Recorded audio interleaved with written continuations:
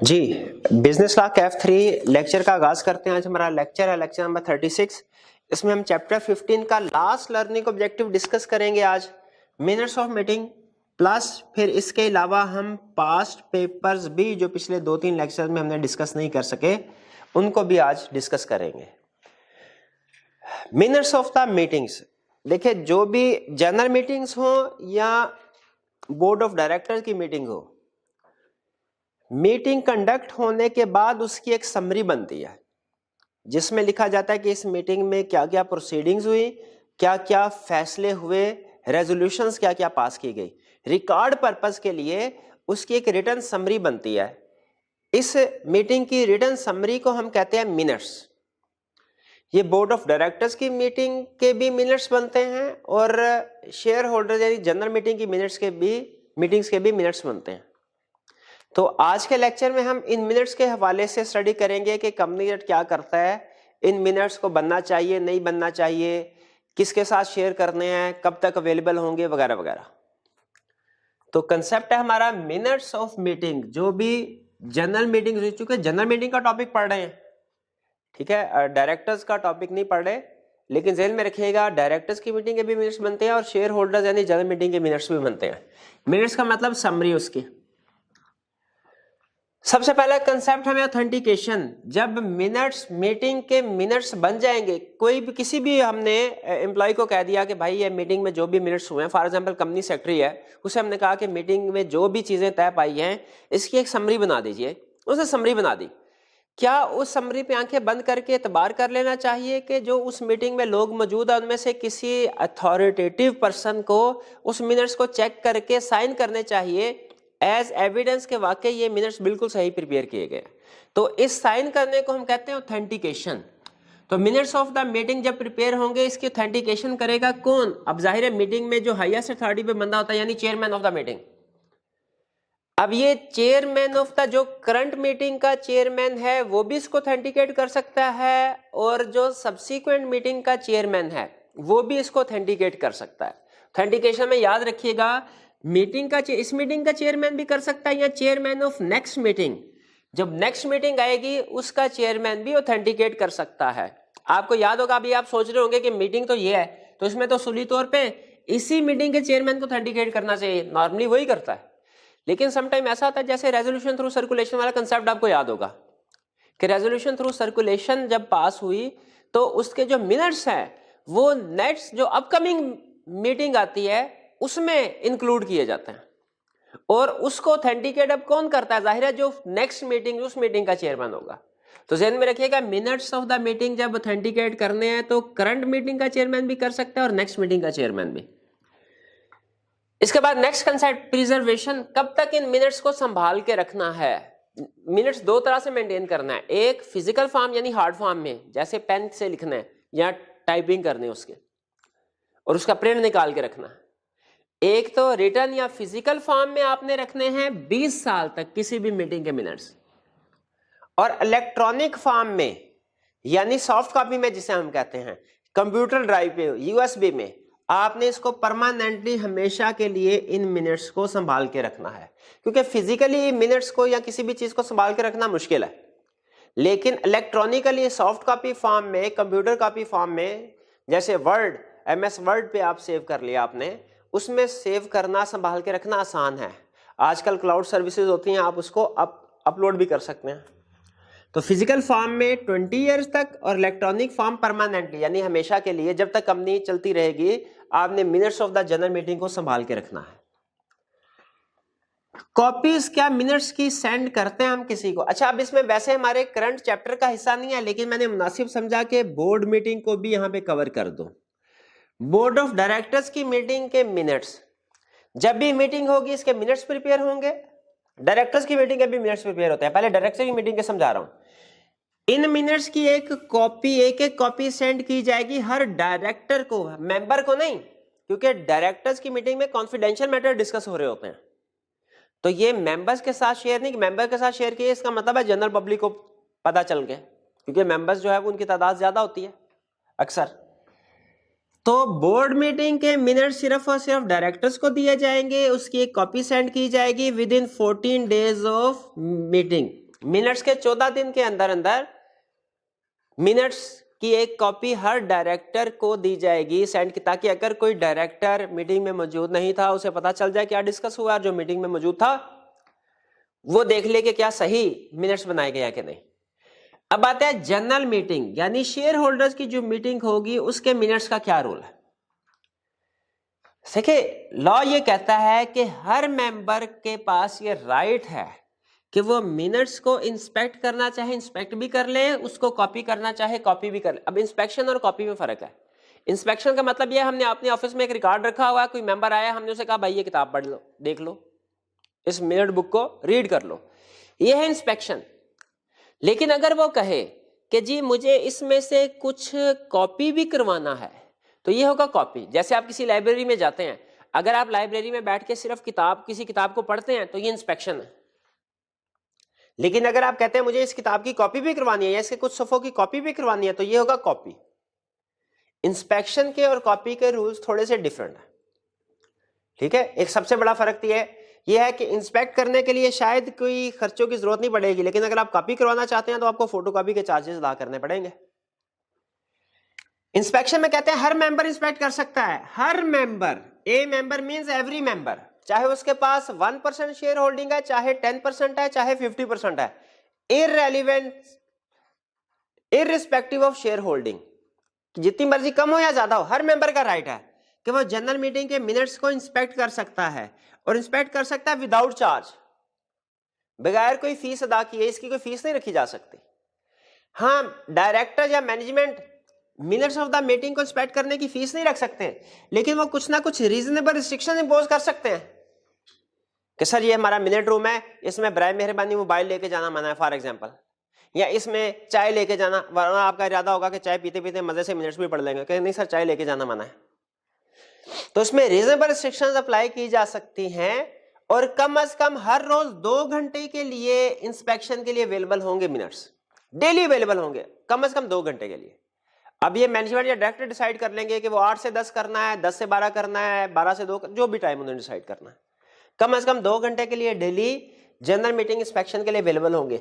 और अगर इंस्पेक्शन के बाद कोई मेंबर इसकी कॉपी हासिल करना चाहे तो बिल्कुल कॉपी भी ले सकता है, लेकिन मीटिंग होने के 7 दिन के बाद वो रिटर्न फॉर्म में अप्लाई करेगा कंपनी को,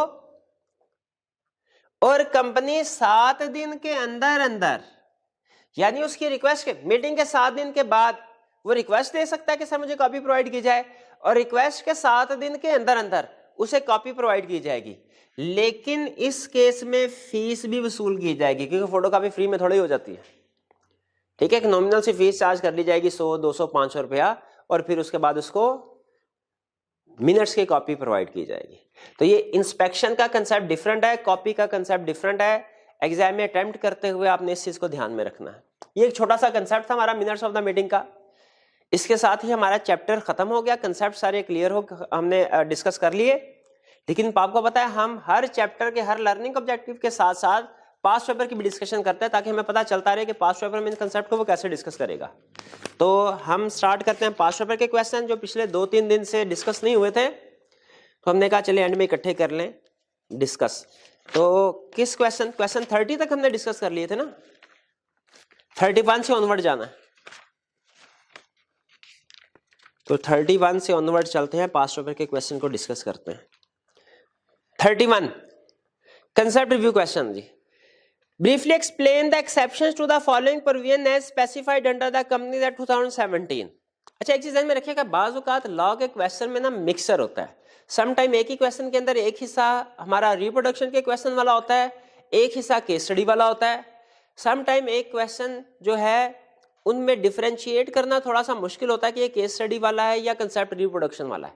तो एक्सेप्शंस में भी कुछ स्टूडेंट के पॉइंट ऑफ व्यू से ये रिप्रोडक्शन का क्वेश्चन हो, कुछ के ख्याल से केस स्टडी हो। हमने क्वेश्चन की रिक्वायरमेंट को सामने रख के उसको आंसर करना है, ठीक है। आप जैसे जैसे अपनी प्रैक्टिस को बढ़ाते जाएंगे, आपको अंदाजा होता जाएगा कि कौन सा क्वेश्चन रिप्रोडक्शन वाला है, कौन सा केस स्टडी का है, और फिर आप उसको केस स्टडी के क्वेश्चन को उसके स्टाइल के मुताबिक अटेम्प्ट करेंगे, ठीक है जी। क्वेश्चन 31 कह रहे एक्सेप्शन बतानी है। An annual general meeting shall in the case of a listed company be held in the town in which the registered office of the company is situated. तो बात तो सही है। अब देखें वो ये नहीं कह रहा कि मुझे इसमें बताओ ये कंपनीज एक्ट के मुताबिक है कि नहीं, ट्रू और फॉल्स है कि नहीं। ट्रू और फॉल्स नहीं पूछ रहा, क्या पूछ रहा है, एक्सेप्शन बताओ इसकी। तो क्या एक्सेप्शन है इसकी, क्या नियरेस्ट सिटी में भी एजीएम कंडक्ट करवाई जा सकती है लिस्टेड कंपनी के। अनलिस्टेड की जिधर मर्जी करवा दो, अनलिस्टेड की जिधर मर्जी करवा दो। लिस्टेड कंपनी के लिए रिक्वायरमेंट थी ना कि रजिस्टर्ड ऑफिस में उसका उसी सिटी, जिस सिटी में रजिस्टर्ड ऑफिस है उसी सिटी में मीटिंग होनी चाहिए। Question 32, what is the voting system for companies not having share capital. अब देखिए वोटिंग सिस्टम दो है हमारे, एक शो ऑफ हैंड और दूसरा पोल। जिन कंपनी का शेयर कैपिटल नहीं है उनमें कौन सा वोटिंग सिस्टम होगा, शो ऑफ हैंड होगा। और जिनका शेयर कैपिटल है उनमें दोनों हो सकते हैं, शो ऑफ हैंड भी और पोलिंग भी। एट फर्स्ट इंस्टेंस कौन सा होगा भला, शो ऑफ हैंड होगा। 33, right short notes on circulation of members resolution. Member की रेजोल्यूशन पे शॉर्ट कौन सी कंपनी कर सकती है, circulation through member resolution, private, public, unlisted भी कर सकती है। उसके मेंबर्स कितने कितने तक होने चाहिए, 50 तक। ऑर्डिनरी बिजनेस पे कर सकती है, स्पेशल बिजनेस पे के दोनों पे, स्पेशल बिजनेस पे कर सकते हैं, ठीक है। और प्रोसीजर क्या होगा, सारे के सारे वर्किंग पेपर्स उस बिजनेस से रिलेटेड सेंड करने होंगे और मेंबर्स ने रिटर्न फॉर्म में सिग्निफाई करना होगा अपनी कंसेंट को। एक दफा सिग्निफाई कर दिया अपनी कंसेंट, इसको रिवोक नहीं कर सकते। और ये नेक्स्ट मीटिंग के मिनट्स में इस रेजोल्यूशन को नोट किया जाएगा। ये बातें याद है कि भूल गए, याद है।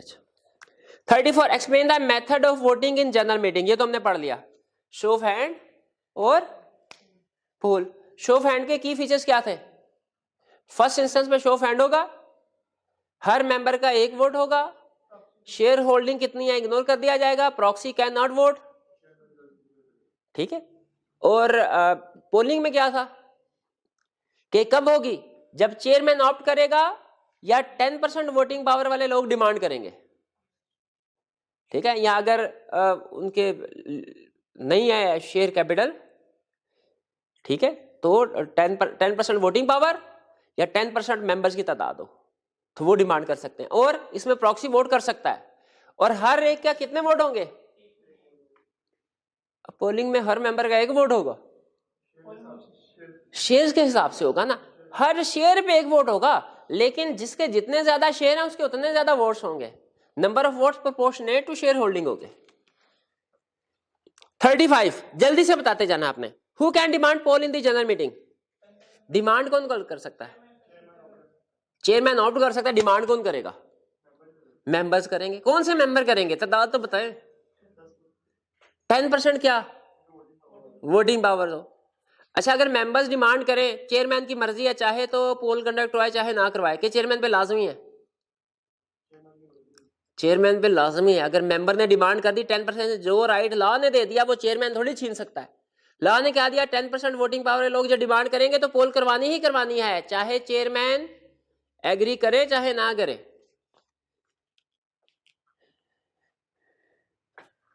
B, what is the time limit for demanding and taking poll. Time limit, demanding poll की टाइम लिमिट क्या है, on or before show of hand. और टेकिंग पोल की, कब पोल किया जाएगा, चेयरमैन कब पोल कंडक्ट करवाएगा, कितना टाइम होता है उसके पास। 2 केसेस में इमीडिएटली पोलिंग करवानी होती है, बाकी में 14 डेज होते हैं। कंप्लीट आंसर नहीं दे रहे आप। किन 2 केसेस में इमीडिएट पोलिंग करवानी होती है,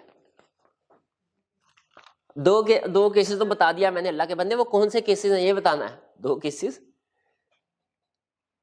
चेयरमैन इलेक्शन के बारे में, एडजॉर्नमेंट ऑफ मीटिंग के बारे में, मीटिंग के चेयरमैन के बारे में और एडजॉर्नमेंट ऑफ मीटिंग, ये 2 केसेस में इमीडिएट पोलिंग करवानी होती है। भूल गए कि नहीं है ऐसा भाई। 2 केसेस है ना जब पोलिंग इमीडिएटली करवानी होती है। सही कह रहा हूं कि गलत कह रहा हूं। हाँ, अब इस तरह मुझे देख रहे हैं, मैं खुद कंफ्यूज हो गया हूं, तो पता नहीं सही कह रहा हूं कि नहीं। Can a demand of poll be withdrawn. Poll demand करने के बाद विड्रॉ किया जा सकता है, किया एनी टाइम किया जा सकता है। 36, what is the legal status of resolution pass at any adjourned meeting of creditors of a company.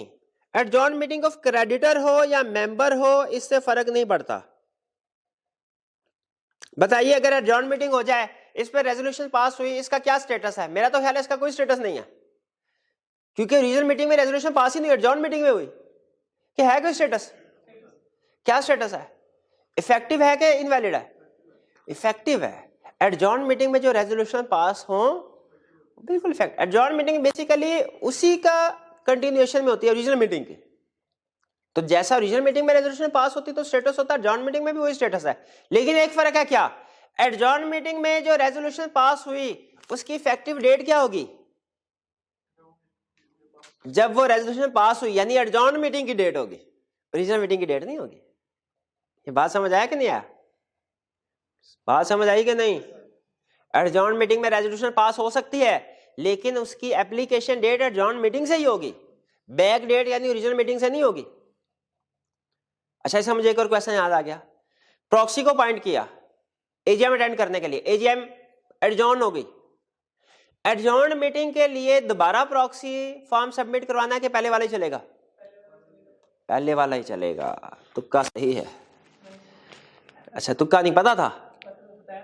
अच्छा, मैंने ये बात बताई थी? अच्छा, मैं भूल गया, चले कोई बात। 37 Mr. Shkil has significant shareholding in various public and private companies. He is not satisfied with some of the resolution passed by such companies by show of hands. You are required to advise him as regard the following. Explain condition which what condition would he need to satisfy if Mr. Shkil wishes to request for a poll? क्या conditions? 10% voting power होनी चाहिए और on or before result of show of hand वो demand करे। Meeting खत्म होने के बाद डिमांड ना करे। मीटिंग खत्म होने तक अगर डिमांड नहीं की तो उसके बाद डिमांड नहीं कर सकते, चाहे 20% क्यों ना हो। B explain whether a company is required to obtain to oblige him if he wishes to satisfy himself about the validity of results of voting by poll. वो अपनी तसल्ली करना चाहता है, वो कहता है नहीं भाई ये चेयरमैन जब वोट गिनेगा धांधली कर सकता है। क्या कंपनी उसे तसल्ली करवाने के लिए पाबंद है? हाँ जी, वो मेंबर्स में से अगर मेंबर अपनी तसल्ली करवाना चाहते हैं तो अपना एक रिप्रेजेंटेटिव चेयरमैन के साथ बिठा दें, वो दोनों स्क्रूटनाइज करेंगे। ठीक है, शो ऑफ हैंड में तो चेयरमैन ही गिनता है ना सिर्फ वोट, और वही मिनट बुक में एंट्री करता है, वही एविडेंस होता है शो ऑफ हैंड में। लेकिन पोलिंग में मेंबर्स का एक रिप्रेजेंटेटिव भी स्क्रूटनी कर सकता है। 38 On declaration of results of voting in AGM by the chairman of AS Limited, a public company, few shareholders demanded a poll. Chairman refused to hold the poll and declared the result of voting on show of hand. Chairman ने पोल को refuse कर दिया, उसने कहा कोई पोल नहीं, भाग जाओ। In the light of company, how would you assess whether or not chairman's decision of not holding a poll was valid? बताइए आप कैसे असेस करेंगे कि उसका डिसीजन वैलिड था कि नहीं था? देखेंगे कि क्या जो लॉ ने प्रेस्क्राइब्ड शेयर होल्डिंग कही है, यानी 10% ऑफ वोटिंग पावर उन्हीं मेंबर्स ने कहा था। अगर 9% 8% वालों ने कहा था फिर इसका डिसीजन, चेयरमैन का डिसीजन वैलिड है। और अगर 10% या उससे ज्यादा वाले शेयर होल्डिंग के मेंबर्स ने कहा था, पोलिंग डिमांड की थी, तो फिर रिजेक्ट किया तो इसका डिसीजन इनवैलिड। तो हम कैसे डिसाइड करेंगे? 10% शेयर होल्डिंग को देख, वोटिंग पावर को देख के। B. Explain whether the chairman can delay the holding of poll to a date subsequent to the date of AGM. दो केसेस में डिले नहीं कर सकता, बाकी केसेस में 14 दिन तक डिले कर सकता है। वो दो केसेस कौन से थे? चेयरमैन सिलेक्शन और adjournment of meeting, election of chairman. ठीक है, 38 तक क्लियर। आगे चलते हैं 39।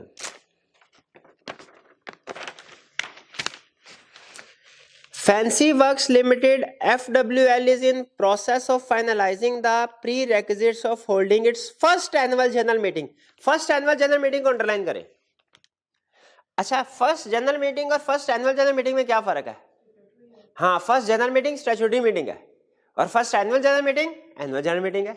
और ये मेरे भाई मुझे बताएंगे आप, स्टैट्यूटरी मीटिंग की होल्डिंग का टाइम पीरियड क्या है? हाँ जी, स्टैट्यूटरी मीटिंग कब कंडक्ट करवाई जाएगी? 9 months ऑफ इनकॉर्पोरेशन और 180 days of commencement of business. आगे विच एवर इज अर्लियर। इसको मैं 180 days को 6 month कर लूं? ठीक है, और फर्स्ट, बड़े भाई आप बताइए, फर्स्ट एजीएम का होल्डिंग पीरियड क्या है? सब्सीक्वेंट का नहीं, फर्स्ट का क्या है, सब्सीक्वेंट का क्या है? अल्लाह के बंदे, एग्जाम क्वेश्चन को गौर से पढ़िए। 16 months फ्रॉम व्हाट? पूरा जवाब क्यों नहीं लिखते? 16 months from date of incorporation. और सब्सीक्वेंट का क्या है? 1 मिनट आ रही है, उनको जल्दी आप बता दें। 120 days of close of financial year and once in each calendar year। ठीक है,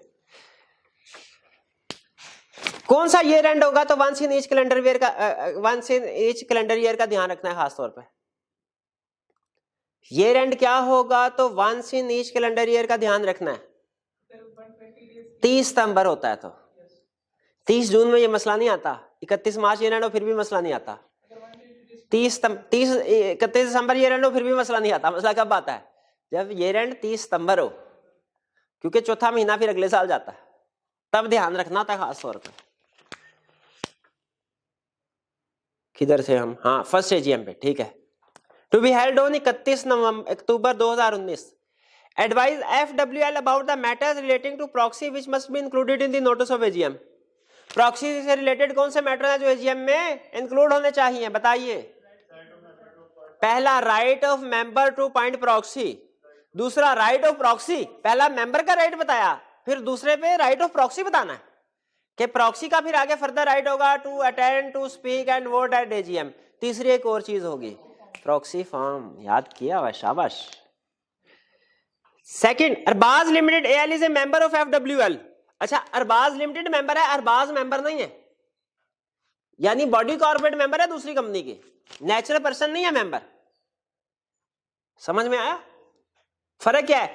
अगर कोई मेंबर किसी कंपनी का, अगर कोई इंडिविजुअल किसी नेचुरल पर्सन किसी कंपनी का मेंबर है, वो अपनी जगह पे प्रॉक्सी भेजता है, लेकिन कोई बॉडी कॉर्पोरेट अगर मेंबर है, वो अपनी जगह पे रिप्रेजेंटेटिव को भेजते हैं।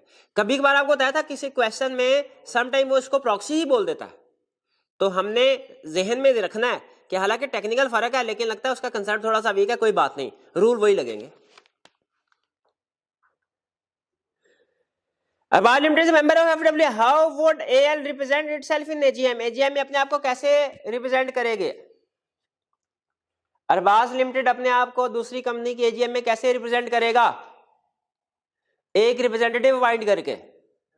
वो रिप्रेजेंटेटिव चाहिए, अरबाज लिमिटेड का शेयर होल्डर होना चाहिए कि डायरेक्टर होना चाहिए? कि अरबाज लिमिटेड किसी को भी रिप्रेजेंटेटिव अपॉइंट कर सकती है, एनी पर्सन को रिप्रेजेंटेटिव अपॉइंट कर सकती है। शर्त क्या है? बोर्ड रेजोल्यूशन हो और रिटर्न फॉर्म में पावर ऑफ अटॉर्नी दिया हो, ठीक है, जो कि प्रॉक्सी के केस में प्रॉक्सी फॉर्म होता है ना, तो उसी तरह रिटर्न। हाँ भाई, बोर्ड रेजोल्यूशन तो उनकी है ना, वो जब जाएगा वो तो आगे से दूसरी कंपनी कहेगी बताइए आपके पास अथॉरिटी लेटर है कि नहीं है, वो अथॉरिटी लेटर तो होना चाहिए भाई। ये क्लियर हो गया 39 का second part. 40, a member has appointed a non-member as his proxy to attend general meeting of a company. Can he do so? एक मेंबर नॉन मेंबर को बाइंड कर सकता है? अच्छा, दो ऑप्शन दे रहा हूं। पहली ऑप्शन आप ये लिखे, कर सकता है, लेकिन अगर आर्टिकल्स में नहीं लिखा हुआ तो फिर नहीं कर सकता। दूसरी ऑप्शन, नहीं कर सकता, लेकिन अगर आर्टिकल्स में लिखा हुआ फिर कर सकता है। हाँ, आप सोचेंगे सर ये बात तो तकरीबन एक जैसी निकलती है। नहीं, लॉ ने असल में इजाजत नहीं दी हुई, कंपनीज एक्ट ने नॉन मेंबर को अपॉइंट करने की इजाजत नहीं दी, लेकिन अगर आर्टिकल्स में लिख दिया तो फिर कहता है इजाजत है। तो हमने उसी स्टाइल में बताना है कि एक नॉन मेंबर अपॉइंट नहीं हो सकता प्रॉक्सी अनलेस आर्टिकल्स अलाउ। इस तरह लिखना है कि नॉन मेंबर प्रॉक्सी अपॉइंट नहीं हो सकता। हाँ, अगर आर्टिकल में इजाजत है फिर हो सकता है।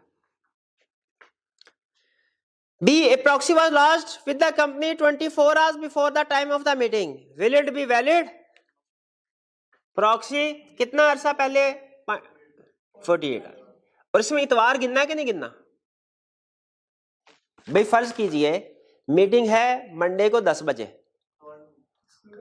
हाँ एक्सक्लूडिंग हॉलीडेज, तो अगर हम उसको हफ्ते को 9 बजे प्रॉक्सी फॉर्म सबमिट करवाते हैं, मीटिंग है पीर को 10 बजे, तो 48 घंटे तो वैसे देखे तो हो जाते हैं, लेकिन दरमियान में पब्लिक हॉलीडे आ जाए, इसको काउंट नहीं करना।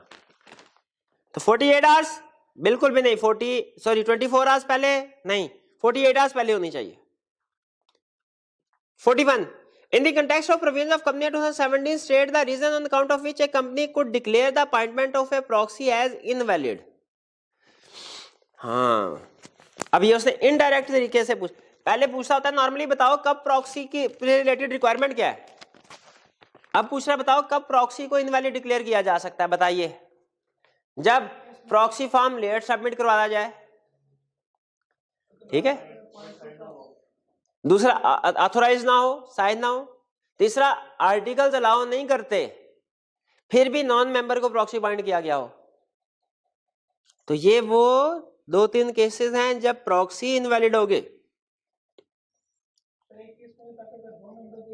हाँ, एक और भी पॉइंट शाबाश, अगर मल्टीपल प्रॉक्सीज को अपॉइंट किया गया एक ही मीटिंग के लिए। चौथा 4 रीजन हो गए हमारे पास। 42 Safar wants to appoint Zamir as his proxy for attending the AGM of a listed company. In view of the provisions of Company Act, you are required to describe the rights of Zamir on being appointed as a proxy. क्या rights है?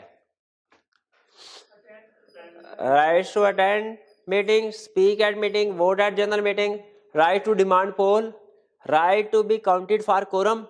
quorum और polling वाला point भी था कि नहीं था? नहीं था। कोरम वाला भाई प्रॉक्सी के राइट्स में कोरम में काउंटिंग है कि नहीं? राइट एक में नहीं है, एक में है। कोरम बताइए, कोरम 2 तरह से बताते हैं ना भाई, कोरम 2 तरह से बताया जाता है ना, number of members. Listed company का कोरम क्या बताओ? नहीं, लिस्टेड कंपनी का कोरम क्या?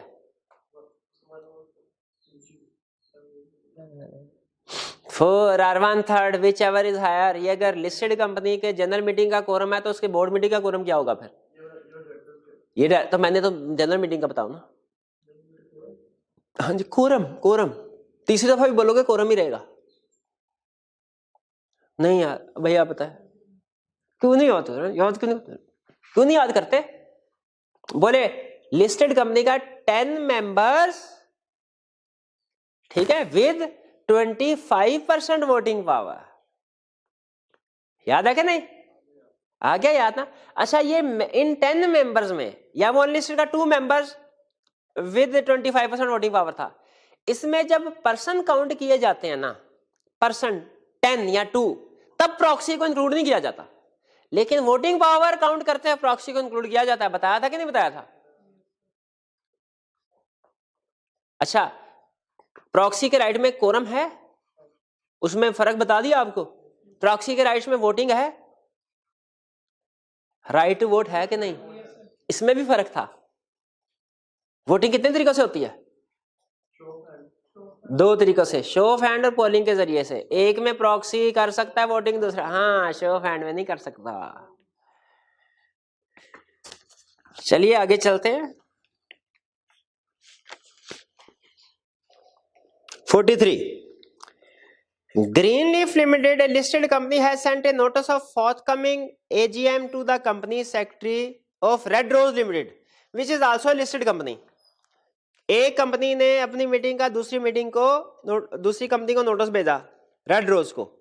Red Rose Limited has recently acquired 1 lakh shares in Greenleaf Limited, and you are required to advise its director about following in the light of Company Act 2017. Who can represent Red Rose Limited in the annual general meeting of Greenleaf Limited? कौन represent कर सकता है? ये वही question है जो कौन सा था? हाँ, 39 का बी पार्ट, 39 का 2 पार्ट। कौन रिप्रेजेंट कर सकता है रेड रोज को? रिप्रेजेंटेटिव, जो एनी पर्सन हो सकता है, subject to board resolution. What are the essential characteristics of instrument of proxy to be submitted to Greenleaf and what is the deadline for its submission? हालांकि से यहाँ पे लफ्ज प्रॉक्सी से मुझे असूली इख्तलाफ है, लेकिन बहरहाल वो कह रहा है प्रॉक्सी फॉर्म भी यूज कर लिया तो चले कर लिया।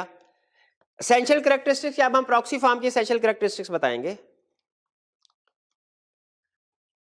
Proxy form green leaf limited को सबमिट करवाना है, एसेंशियल कैरेक्टरिस्टिक क्या है, रिटर्न होना चाहिए, साइंड बाय मेंबर होना चाहिए और 48 आवर्स पहले होना चाहिए और बस कोई और भी है, रिटर्न होना चाहिए, साइंड हो, 48 आवर्स पहले हो, सिंगल हो, मल्टीपल नहीं होना चाहिए, बस काफी है। बट ओ मेंबर होना चाहिए जिसको प्रॉक्सी पॉइंट करने जा रहे हैं, अनलेस आर्टिकल्स अलाउ अदरवाइज। ये भी तो कंडीशन है ना, मेंबर होना चाहिए प्रॉक्सी को, unless articles allow otherwise. What is the deadline for its submission? At least 48 hours before general meeting. पूरी बात 48 आवर्स क्या, 48 आवर्स आफ्टर जनरल मीटिंग के बिफोर? तो बिफोर क्यों नहीं कहा? एट मैक्सिमम 48 आवर्स के, एट मिनिमम 48 घंटे पहले होना चाहिए। आप 72 घंटे पहले भी जमा करवा सकते हैं, लेकिन कम से कम 48 घंटे पहले। तो ये पूरा at least 48 hours before general meeting, पूरी लाइन को 48 आवर्स सिर्फ क्या मतलब? नहीं, पूरा मतलब समझ में नहीं आता। आप मेरे से पूछे सर मैं आपका असिस्टेंट हूं, मुझे क्या सैलरी देंगे? मैं कहूँ 12, तो आप तो खुश हो जाएंगे, हैं 12,000 मिलेगी। बाद में मैं कहूँगा मैं तो 1200 कह रहा था। तो पहले एग्री कर लेना, क्लियर चीजें मेंशन करना मुनासिब नहीं है क्या? मुनासिब है तो पूरी बात किया करें ना। याद रखने के लिए की टर्म्स ही हम बोलते हैं, लेकिन जब कोई क्वेश्चन सोल्यूशन पूछे ना, उसको पूरा कंसेप्ट बताना चाहिए, खास तौर पे लॉ में। 44 Shiraz Limited holds 8% share in Shafiq Limited. Chief Executive has authorized Company Secretary to represent Shiraz Limited in extraordinary general meeting of Shafiq Limited. Chief executive ने कहा किसी भी बंदे को अपॉइंट कर सकते हैं, लो कंपनी सेक्रेटरी तुम जाओ, रिप्रेजेंटेटिव बनो हमारा, मीटिंग में जाके हिस्सा लो। Company secretary does not hold any share in Shafiq. Company secretary के कोई भी शेयर्स नहीं है। तो बताइए अपॉइंटमेंट वैलिड है कि नहीं? हाँ, अपॉइंटमेंट वैलिड इसलिए वैलिड नहीं है कि उसके पास शेयर नहीं है कंपनी सेक्रेटरी के पास, इसलिए वैलिड है कि भाई चीफ एग्जीक्यूटिव के पास अथॉरिटी नहीं है। कौन अपॉइंट करेगा? हाँ, डायरेक्टर्स थ्रू रेजोल्यूशन अपॉइंट करेंगे। इसके बाद आगे कौन सा क्वेश्चन है? काफी क्वेश्चन आगे। 45 चले आहिस्ता आहिस्ता करते हैं अटेम्प्ट इसको। क्या हो गया इसको?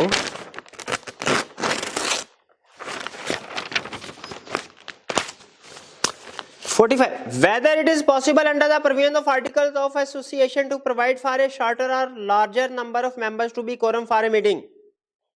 मीटिंग में शॉर्टर या लार्जर नंबर को कोरम बनाया जा सकता है क्या? हाँ, लॉन्गर किया जा सकता है, शॉर्टर नहीं किया जा सकता, वो वायलेशन हो जाएगी कंपनीज एक्ट की। 46 What shall be the quorum of general meeting in case of listed company? भाई बताएंगे। 10 मेंबर प्रेजेंट इन पर्सन और 25% वोटिंग पावर होगी। अच्छा, जो वीडियो लिंक के जरिए से हैं वो प्रेजेंट समझे जाते हैं कि प्रॉक्सी समझे जाते हैं? प्रेजेंट समझे जाते हैं, ठीक है। 47 एक मिनट, वीडियो लिंक से मुझे याद आ गया कंसेप्ट। वीडियो लिंक किस किस शहर में अरेंज करवाया जाएगा? कौन सी कंपनी करवाएगी? लिस्टेड के कोई भी? तुक्का मारा? लिस्टेड मैंने बताया था। अच्छा, और आगे किस किस किस शहर में करवाएगी? स्पेसिफिक शेयर होल्डिंग से क्या मुराद है? कितने परसेंट? 10%। ये भी ये तो पक्का तुक्का लगाया ना, होती तो नहीं। अच्छा चलो ठीक है। 10% नोटिस में लिखा जाएगा कि अगर किसी पाकिस्तान के किसी एक शहर में भी 10% से ज्यादा मेंबर्स हैं ना, तो फिर नोटिस में लिखा जाएगा कि जिस शहर में 10% से ज्यादा मेंबर्स हैं, ये मुल्तान फॉर एग्जांपल, इसमें अगर आप चाहें तो हम वीडियो लिंक की फैसिलिटी अरेंज कर सकते हैं। अच्छा, कंपनी अपनी ऑप्शन देगी एजीएम में, कंपनी को कैसे पता चलेगा मुल्तान में 10% से ज्यादा मेंबर्स मौजूद है? एजीएम के नोटिस में कंपनी ऑप्शन देती है ना, ये वीडियो लिंक। कंपनी को कैसे पता चलता है? दिमाग लग रहा है। वो लोग खुद नहीं बताएंगे। कंपनी के पास रजिस्टर ऑफ मेंबर होता है जिसमें सारे मेंबर्स के नाम, उसके शेयर होल्डर, उसका एड्रेस भी होता है। कंपनी ने नोटिस किस एड्रेस पे भेजा? नोटिस भेजा मेंबर्स को, किस उसका एड्रेस था तो भेजा ना, तो एड्रेस में शहर भी लिखा होता है। हाँ, तो वो टोटल कर लेते हैं कि लाहौर में कितने हैं, कराची में कितने हैं और मुल्तान में, फैसलाबाद में, सखर में कितने हैं। पिशावर में कितने, क्वेटा में कितने, टोटल करके जिसके 10% से ज्यादा हो एजीएम के नोटिस में उन शहर को फैसिलिटी दे दी जाती है। अच्छा, जिसमें 10% से ज्यादा मेंबर हैं, कंपनी के लिए लाजमी हो जाता है कि उस हर शहर में वीडियो लिंक फैसिलिटी अरेंज करेगी? नहीं, कंपनी ऑप्शन देती है आगे, वो मेंबर अगर रिक्वायर करे ना, और मेंबर रिक्वायर करने के लिए क्या कंडीशन है कि 10% वोटिंग पावर शेयर होल्डिंग वाले मेंबर्स कितने दिन पहले कंपनी को कहेंगे तो company video link facility arrange करवाएगी। अब लगाएं तुमका, 7 था कि 10 था? अब कहे सर 10 होते हैं, 10 होते, 7 भी तो होते हैं, 7 होते हैं, दिनों में 7 होते हैं ना ज्यादा। ये आज भी हमने पढ़ा 7 दिन, लेकिन 30 दिन भी होते हैं। तो कितने दिन पहले की बात है, चेक करें जरा, 7 दिन ही है, मुझे भी लग रहा है 7 दिन थे, लेकिन कंफर्म कर ले तो अच्छा है।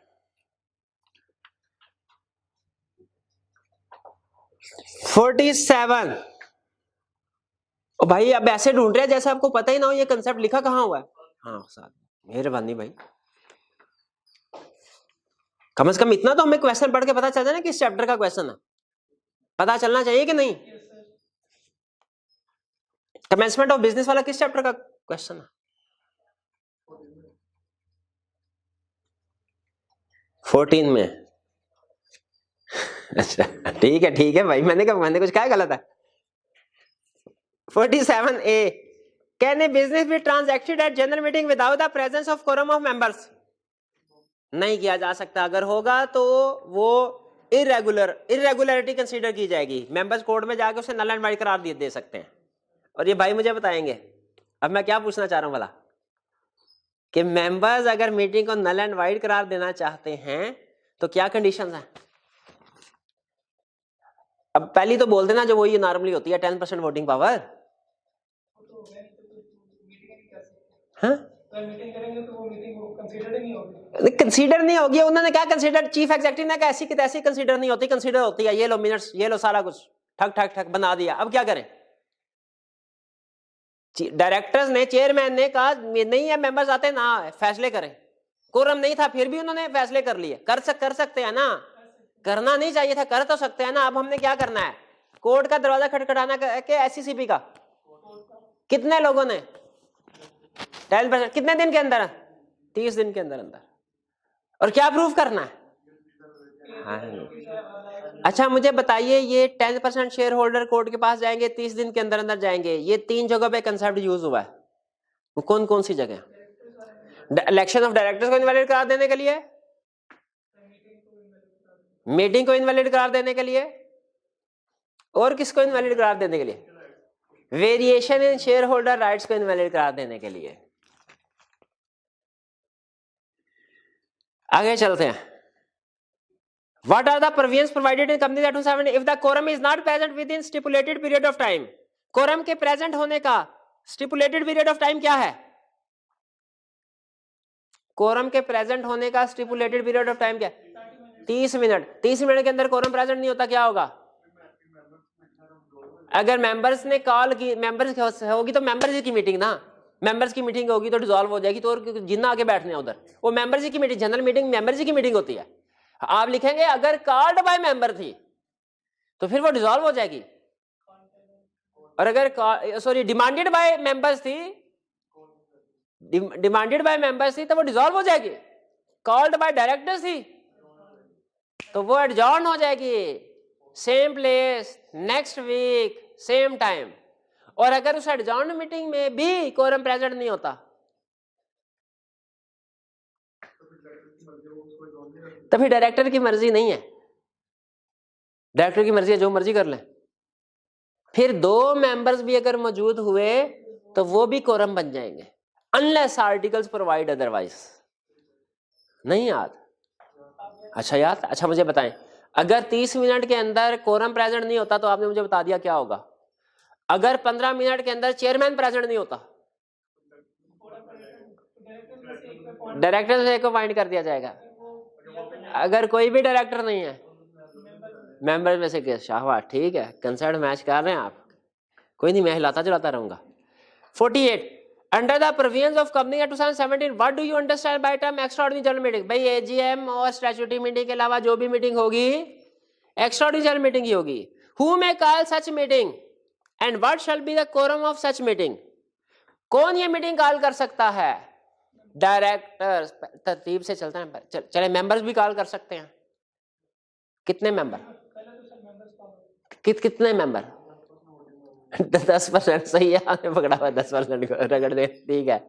और डायरेक्टर अपने ओन मोशन पे भी और मेंबर्स की डिमांड पे भी. और एक और अथॉरिटी है जो एक्स्ट्रा जनरल मीटिंग कंडक्ट कर सकती है, कमीशन, अगर डिफॉल्ट हो. अच्छा इसका कोरम क्या हो? अच्छा ये चीजें में रखिएगा. लॉ जब कोरम बताता है ये नहीं बताता कि स्टैट्यूटरी मीटिंग का, एजीएम का, एक्स्ट्राऑर्डिनरी का ये होगा. वो टाइप ऑफ मीटिंग के लिहाज से कोरम नहीं बताता, वो टाइप ऑफ कंपनी के लिहाज से कोरम बताता है. तो आपने ये नहीं सोचना एग्जाम में जाके सर ने तो लिस्टेड अनलिस्टेड का कोरम बताया था, ये एक्स्ट्राऑर्डिनरी जनरल मीटिंग एजीएम का तो कोरम बताया नहीं, तो आउट ऑफ सिलेबस क्वेश्चन आ गया. नहीं, जनरल मीटिंग सबका quorum exam type of company के लिहाज से फर्क हो जाता है. कोरम टाइप ऑफ मीटिंग के हिसाब से. टाइप ऑफ कंपनी का कोरम पता ना क्या? 10 मेंबर 25% वोटिंग पावर, दूसरा 2 मेंबर्स और एक और भी था शायद company not having share capital का एज प्रोवाइडेड इन आर्टिकल्स. ये इस तरह की बात थी कोई? पता नहीं, मेरे जहन में एकदम से आई है, शायद थी, चेक कर लीजिएगा. फिर what should be quorum clear हो गया. 49 Board of Directors of Classic Paints Limited, a public listed company, has called an extraordinary general meeting on the requisition of shareholder holding 10% of the voting power of the company. तो ठीक है, सही किया काम. Approximately 20 minutes before the commencement meeting, chairman of the board of directors informed the company secretary of his inability to attend the meeting due to death of a close relative. कह रहा sir मैं नहीं आ सकता, फूफा जी की death हो गई. अब क्या करें? A. What would be the quorum of the above meeting? above meeting का quorum क्या होगा? जनरल मीटिंग है कि बोर्ड मीटिंग है? क्या quorum होगा? हाँ, प्रेजेंट और पर्सन और 20 इंक्लूडिंग प्रॉक्सी. और अगर अनलिस्टेड है तो क्या लिखेंगे? ये लिखेंगे ना, लिस्टेड है. अगर सोल्यूशन में इस तरह लिखेंगे ना कि लिस्टेड है तो ये quorum है, और फिर इसके बाद आगे क्या लिखेंगे? अनलिस्टेड है तो ये quorum है. ये क्यों लिखेंगे? अच्छा बताया कि नहीं बताया? कौन सी कंपनी है? अनलिस्टेड का लिखेंगे? नहीं लिखेंगे. तो मैं आप अंडरलाइन नहीं करें टाइप ऑफ कंपनी को. मैंने आपको बताया था टाइप ऑफ कंपनी को अंडरलाइन किया करना आपने. तो इसमें सिर्फ लिस्टेड का लिखना है, अनलिस्टेड का नहीं करना. Mention the latest time by which the quorum of the meeting should be present. What would be the impact if quorum is not present within prescribe time. 30 minute है और आगे हमने डिस्कस कर लिया कि नहीं होगा तो क्या होगा, वो पोस्टपोन. नहीं, 1 मिनट हरे. अगर कोरम 30 मिनट में प्रेजेंट नहीं होता तो क्या होगा? डायरेक्टर में से चेयरमैन के प्रेजेंट ना होने की बात पूछ लिखे अंदर. चेयरमैन का प्रेजेंट ना होना हो रहा है, कोरम का प्रेजेंट ना होना हो रहा है. वो कोरम प्रेजेंट ना होने की बात पूछ रहा है, चेयरमैन की थोड़ी पूछ रहा है. यार ऐसे ना किया करें मेरे साथ, कोई बात नहीं. तो बताइए अगर वो 30 मिनट में कोरम प्रेजेंट नहीं है तो क्या होगा? हाँ, अगर मीटिंग शेयर होल्डर ने कॉल किया तो डिसॉल्व हो जाए. और फिर क्या लिखेंगे? लगा इसको लगा सचमुच में लगा. क्यों पता लगी आपको? हाँ, क्योंकि बताया हुआ है. शाबाश. शेयर होल्डर ने कॉल किया तो डायरेक्टर इफ वाली बात जो इंफॉर्मेशन क्वेश्चन में दे दी उसका इफ थोड़ी बना के लिखेंगे. See who could chair the meeting in the above situation? Chairman of board. अब आप लगाएं इसको, अब आप लगाएं. चेयरमैन तो फूफा की डेथ पे गया हुआ है, वो कैसे करेगा? बता नहीं दिया उसने. फोन किस चीज का किया था उसने भाई? एनी ऑफ द, सिर्फ इतना लिख देंगे. या एनी मेंबर, दोनों में से कोई भी कर सकता है कि तरतीब से लिखना है? हाँ, पहले अगर डायरेक्टर में से कोई भी मौजूद नहीं है फिर मेंबर की बात आएगी. सिर्फ अगर सिंपल आर लिख देंगे ना तो इसका मतलब है दोनों में से कोई भी उतर, फिर झगड़ा हो जाएगा. मेंबर कहेंगे हमारा बंदा होना चाहिए, डायरेक्टर कहेंगे हमारा बंदा होना चाहिए. इस झगड़े से बचने के लिए उन्होंने कहा पहले डायरेक्टर. अगर कोई भी डायरेक्टर मौजूद नहीं है, विलिंग नहीं है, फिर मेंबर की बारी आएगी. जी। इसके बाद अब हमारी कुछ केस स्टडीज हैं। अच्छा, अगली केस स्टडीज अच्छी हैं। जो अगली केस स्टडी है लर्निंग ऑब्जेक्टिव 7 की भी 8, खास तौर पे 8 की। तो इस तरह करते हैं, आज का लेक्चर यहाँ पे स्टॉप करते हैं और कि आपको होम असाइनमेंट है सिर्फ एक क्वेश्चन 53 की केस स्टडी को अटेम्प्ट करना है। सिर्फ एक क्वेश्चन होम असाइनमेंट दे रहा हूँ, ये जरूर कर लीजिएगा। 53 बहुत अच्छी केस स्टडी है, बहुत अच्छी केस स्टडी है, ये एंजॉय करेंगे अगर आप इसको अटेम्प्ट करेंगे तो। ठीक है 53। तो बाकी यहाँ तक हमने आज कर लिया। कल के लेक्चर में इंशाल्लाह हम बाकी की केस स्टडीज कंप्लीट करेंगे, एमसीक्यूज भी करेंगे और फिर इसके बाद नेक्स्ट लेक्चर की तरफ चलेंगे, सॉरी नेक्स्ट चैप्टर की तरफ चलेंगे, जो हमारा कंपनी लॉ का लास्ट चैप्टर होगा, अकाउंट्स एंड इन्वेस्टमेंट। चैप्टर 14 के एमसीक्यूज रहते हैं। ठीक है, कल फिर इस तरह करेंगे, चैप्टर 14 और फिर ये केस स्टडी रिमेनिंग पास पेपर क्वेश्चन और 14 और 15 के एमसीक्यूज। ठीक है, चलिए आज का लेक्चर यहाँ पे खत्म करते हैं। अल्लाह हाफिज।